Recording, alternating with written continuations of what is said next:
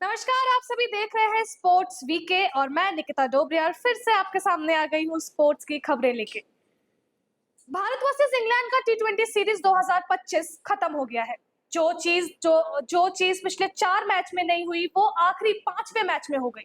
5वें मैच को हर कोई हल्का ही ले रहा था क्योंकि हमने सीरीज पहले ही जीत ली थी, जिसमें इंग्लैंड ने 1 मैच जीता था और भारत ने 4 मैच जीत लिए थे, लेकिन 5वां मैच भी अब भारत ही जीत गया है।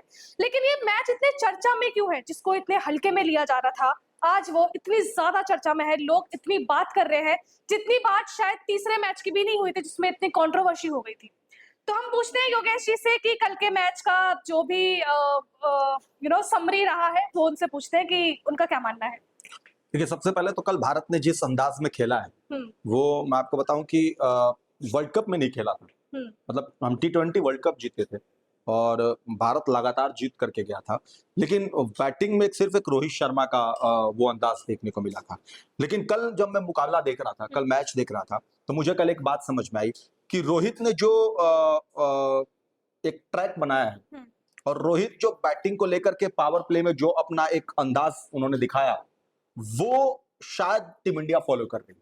अच्छा। शायद वो टीम इंडिया गौतम गंभीर के सोच में है और वो इसीलिए संजू सैमसन या तिलक वर्मा या हार्दिक पांड्या जो भी शुरू के बैटिंग टॉप ऑर्डर 5 में है, वो लोगों को उन लोगों के पास एक ही मैसेज है कि अगर आप शुरुआती मुकाबले में या अगर आप मैच खेल रहे हैं तो आपको रोहित शर्मा की उस बैटिंग को देखना चाहिए कि बंदे ने फियरलेस क्रिकेट खेली विदाउट किसी मतलब कहते हैं ना कि क्या कहते हैं उसको कि जो चीज आप इसलिए खेलते हैं कि मेरा नाम हो, मेरा मुकाम हो, मेरी इमेज बने, मैं देश दुनिया में छाया रहूं, वो सब कुछ भूल करके उस खिलाड़ी ने कहा कि नहीं, देश सर्वोपरि है, देश आगे है, देश के लिए खेलना है, भले मैं 10 रन बनाऊं 3 गेंद में या 20 रन बनाऊं 5 गेंद में। उस चीज को गंभीर ने एडॉप्ट कर लिया और सूर्य कुमार यादव चूंकि बहुत ज्यादा क्रिकेट रोहित शर्मा के साथ खेले हैं, इस वजह से उन्होंने इसको बखूबी अपने क्रिकेटरों को, अपने खिलाड़ियों को, अपने बैटर्स को ये मैसेज दिया है कि आपको रोहित का अंदाज लाना पड़ेगा। ऐसा इसलिए क्योंकि एक चीज समझिए कि मतलब शुरुआत के जो 5 ओवर होते हैं, आपके पास 30 गेंद होती है। इस 30 गेंद में अगर आपका 2 मान लीजिए बल्लेबाज बैटिंग करने के लिए आया, उसमें से एक ने 5 गेंद में 12-15 रन बना दिए या एक ही ओवर में 20 रन बना दिए और वो चला गया। जिस गेंदबाज को उसने कूटा है, पीटा है, उसका जब सेकंड ओवर आएगा ना तो उसको अपना वो 20 रन याद आएगा। तो जाहिर तौर पे उसकी जो गेंदबाजी है वो लेंथ पे पिच नहीं होगी, गेंद पिच पे नहीं दे, क्योंकि वो साइकोलॉजिकल तौर पे वो थोड़ा सा नर्वस हो चुका है। एक तो ये फायदा भारतीय टीम को मिलता। दूसरा क्या है कि अगर वो आउट भी हो गया, दूसरा आया, दूसरे ने भी यही तय करके आया भाई कि मैं 4 गेंद खेलूंगा, 16 रन बना के जाऊंगा। अगर वो टिक गया तो फिर वो और तबाही मचाएगा। तो कुल मिलाकर के इससे क्या है कि जब आप बैटर पे अटैक करने लगते हैं, बैटर जब गेंदबाज पे अटैक करने लगता है तो गेंदबाज की लेंथ जो होती है ना वो मिस होती है, क्योंकि उसके ऊपर प्रेशर होता है। टी20 जैसे मुकाबले में जहां आपको सिर्फ 4 ओवर गेंदबाजी करनी है, आपके पास सिर्फ 24 गेंद है, 24 गेंद में आपको रन कम देने हैं, विकेट ज्यादा लेना है, तो फिर ऐसे में आप समझ सकते हैं कि अब आपको कई लोग देख रहे हैं, देश दुनिया में लोग देख रहे हैं, तो आपकी खुद की इमेज भी तो खराब हो रही है ना। तो इसलिए भारतीय टीम ये मान चुकी है कि मुझे इसी अंदाज में खेलना है और यही हमारा जो रहेगा वो टेम्परमेंट रहेगा क्रिकेट का। अब सूर्य कुमार यादव है, अक्षर पटेल है, कोई भी बल्लेबाज है, हमें खेलना यही है जी। तो एक तो ये तय हो गया। दूसरा क्या है कि जब भी कोई अटैकिंग पिच पे, मतलब वानखेड़े जैसे पिच पे, जब शुरू में 30 ओवर के अंदर आप 50, 60, 55 रन बना लेते हैं, तो एक जो कैलकुलेशन है वो ये बताता है कि शुरू में अगर आपके विकेट गिर भी गए तो आप 150 के पार जा सकते हैं, क्योंकि आज के टी20 के मुकाबले में कोई भी टीम 7वें 8वें नंबर तक बैटिंग रखती है, 9वें नंबर तक भी बैटर रखते हैं। तो उसमें क्या है कि वो अगर 20-20 रन बना के भी जा रहे हैं तो 7 बैटर अगर 20 रन भी बनाए तो 140 रन तो बना ही दिए। अब कुछ अभिषेक शर्मा जैसे हो जाएंगे।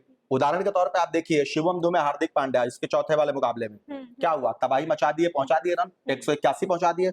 इसमें अभिषेक शर्मा अकेले चले, बाकी लोगों ने थोड़ा थोड़ा योगदान किया, 247 पहुंचा दिया।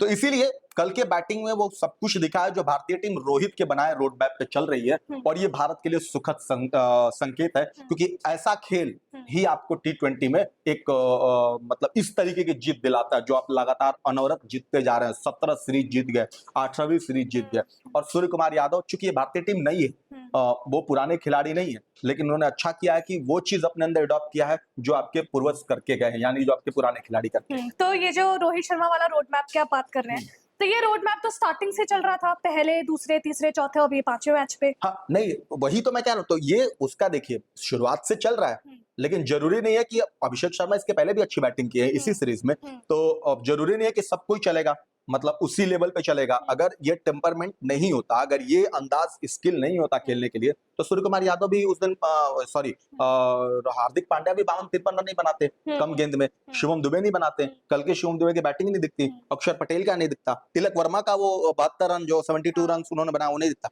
तो वो तो तय है। अब उसमें कहते हैं ना कि दिन किसके लिए है, कल अभिषेक शर्मा के लिए था, किसी मुकाबले में हार्दिक पांड्या का था, किसी मुकाबले में वो तिलक वर्मा का था।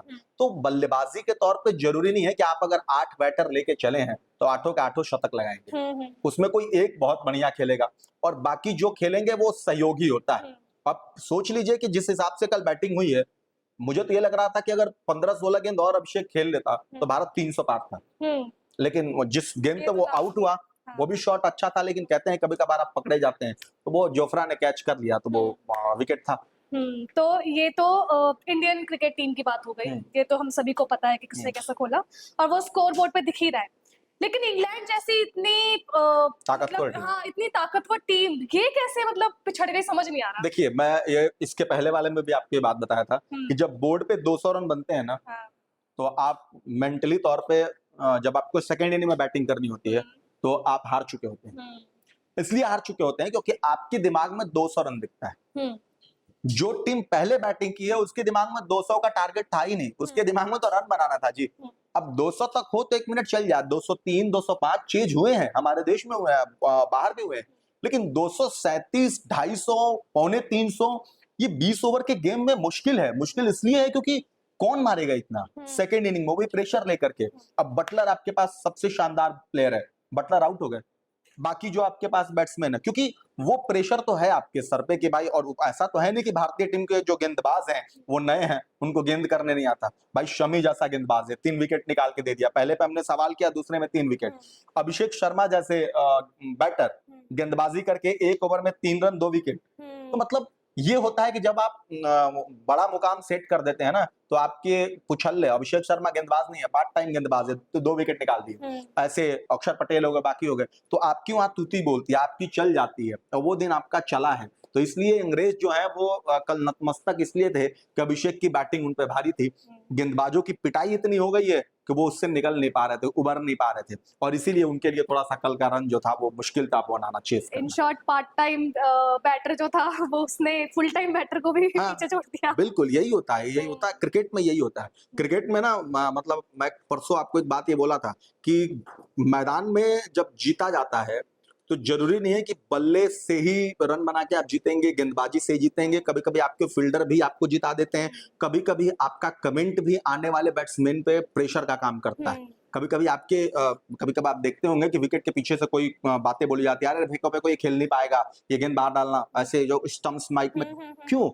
वो बैट्समैन के लिए एक प्रेशर क्रिएट किया जाता है। तो ये सारी चीजें जीत में रोल अदा करती हैं, और इसीलिए अंग्रेज जो हैं, जो विदेशी खिलाड़ी हैं, इस काम को बखूबी करते हैं, ज्यादा करते हैं, हमारे खिलाड़ी कम करते हैं। लेकिन कल जो भारतीय खिलाड़ियों ने किया, उन्होंने कहा कि मतलब मैं आपको बताऊं कि 4-1 से जीतना उम्मीद से परे है, और 5वां मुकाबला ऐसे जीतना, ये मतलब इस पे विश्वास करना भी जिसमें इतनी ढिलाई होती है, जबकि हमें पता है कि हम ऑलरेडी जीत चुके हैं सीरीज, तो यहाँ तो लोग और ढीले हो जाते हैं बल्कि। हाँ, मतलब होता है कि थोड़ा आप तो जीतेंगे, सीरीज जीत गए, क्या है, लेकिन अभिषेक ने कहा कि नहीं नहीं, सीरीज जीतते हैं, थोड़ा अंग्रेज को ये समझा दें कि हम वर्ल्ड चैंपियन कैसे हैं। हाँ, ये बात तो है। खैर, और इसी के साथ में अब अभिषेक शर्मा की इतनी बात हो रही है, तो आप अभिषेक शर्मा के लिए क्या आपका रिव्यू है या फिर क्या ओपिनियन है?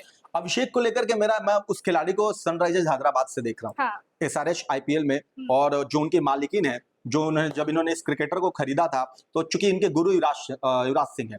युवराज सिंह एक ऐसे प्लेयर थे कि युवराज सिंह को हम बहुत लंबे टाइम से देख रहे हैं मुकाबले में खेलते हुए। तो आप अगर युवराज सिंह की कल्पना करनी हो और युवराज सिंह जिसके गुरु हो, तो आप इतना से सोच लीजिए कि उसका चेला कैसा होगा जो इंग्लैंड के खिलाफ ही एंड्रू फ्लिंटाफ उस समय थे, 6 गेंद पे 6 छक्के मारा।